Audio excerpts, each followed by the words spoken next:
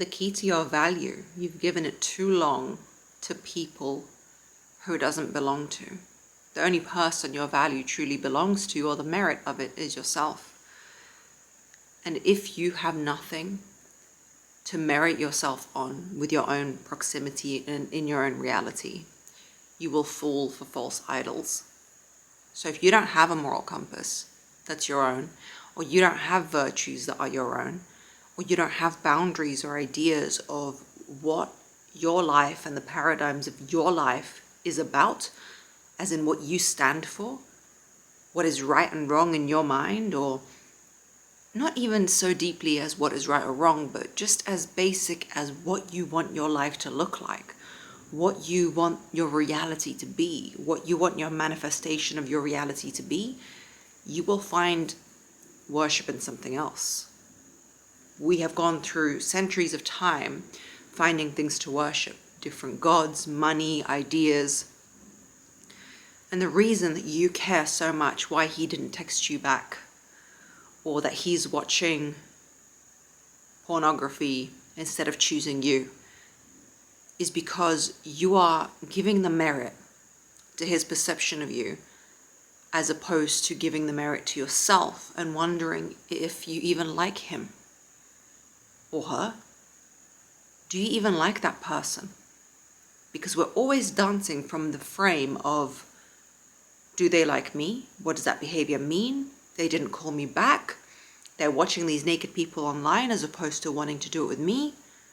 At a deficit, I mean, not once in a blue moon, but I mean choosing that over me, choosing their friends over me, not wanting to invite me, and you just become deeper and deeper in a hole of self-loathing because you are looking at the reality of who you are through the lens of the value that that person gives you. But the true value is, number one, your own viewpoint and what you value in life. And number two, to understand that there is no thing that you can do or be in order to win someone's love. There isn't. Think about it yourself. You've loved people just through the virtue of being themselves. You don't love them for a thing they did. They didn't suddenly act cool or looked good or carried them in a certain way and it overrode everything you think. We love because we love, and it's a choice we make, and love is a choice. So if they haven't made it and they haven't given you value in their life, that's fine. And the only thing you can do is detach. Detachment from the value someone else gives you is the only true freedom. Because if in the instance that he's not returning your calls, or he's choosing virtual women over you, which is a pain point for a lot of people in this world at the moment, for a lot of women in this world at the moment, you've got to understand and stop looking at it from a view of, does he value me? Does he see beauty in me? Does he want a future with me? He's not proposing to me. We've been together for a long time and that's what I want. And reframe it into a new lens of, okay, this is the life that this person has chosen for themselves. How does it suit me? Are they the type of partner I want? Do I want to be with this person? Not what does their behavior say about me, because they're the master of their own reality.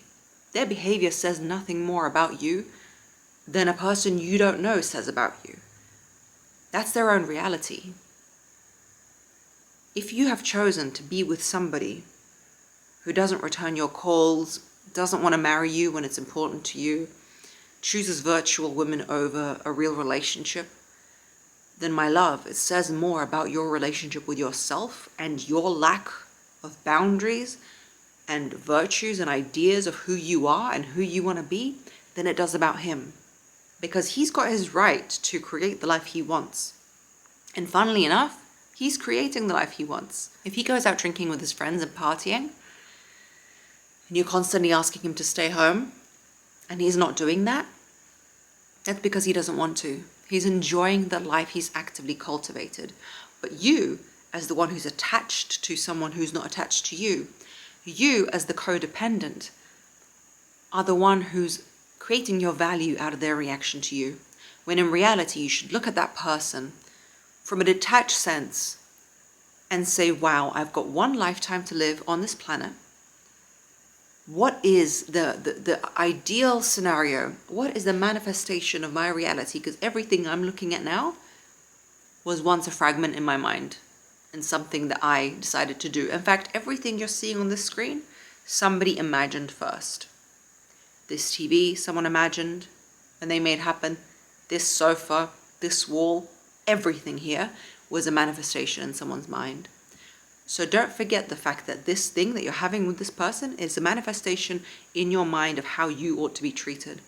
And it's only on you, my love, to take yourself by the scruff of the neck, pull up your socks, and take yourself out of that relationship.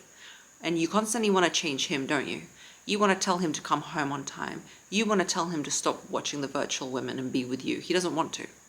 You want to tell him how to behave and reparent him, but he's already got a mother. He's been parented.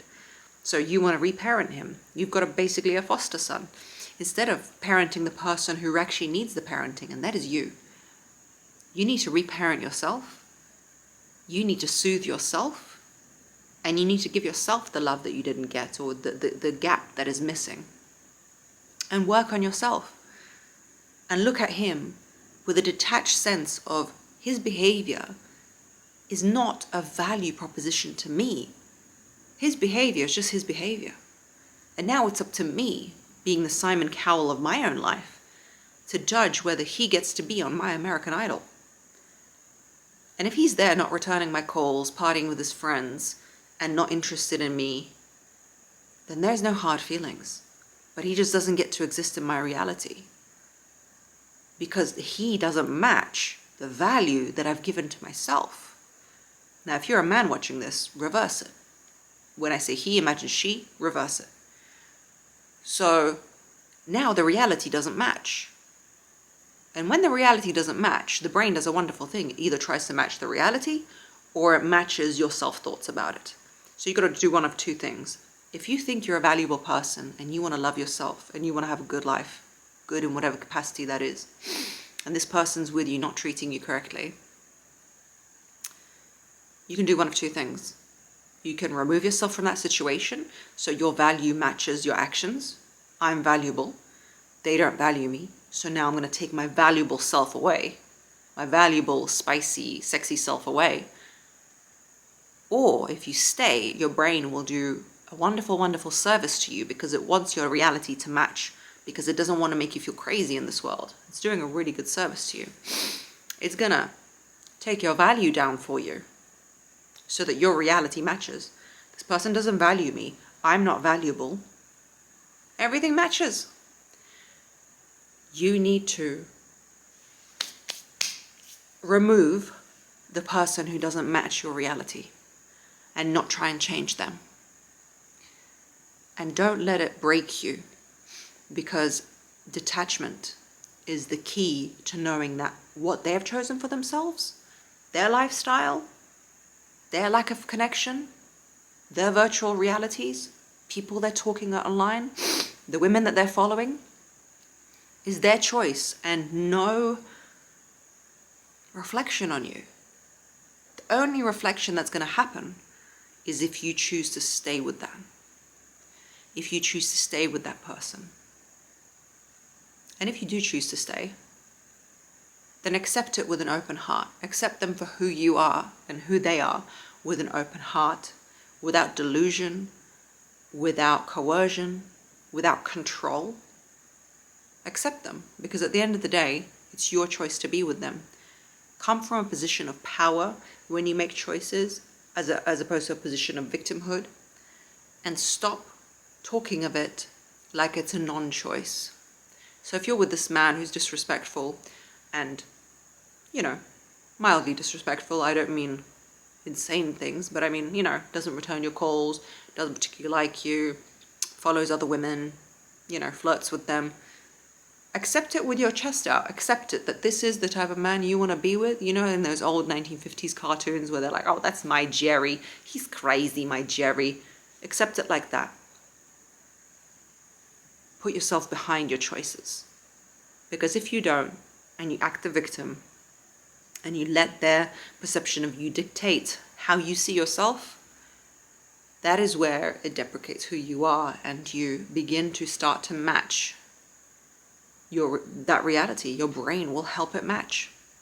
And then everything suffers. Your work suffers, your self-perception suffers, your self-concept suffers. You start looking worse. You don't take care of yourself because they don't value me, so why should I value myself?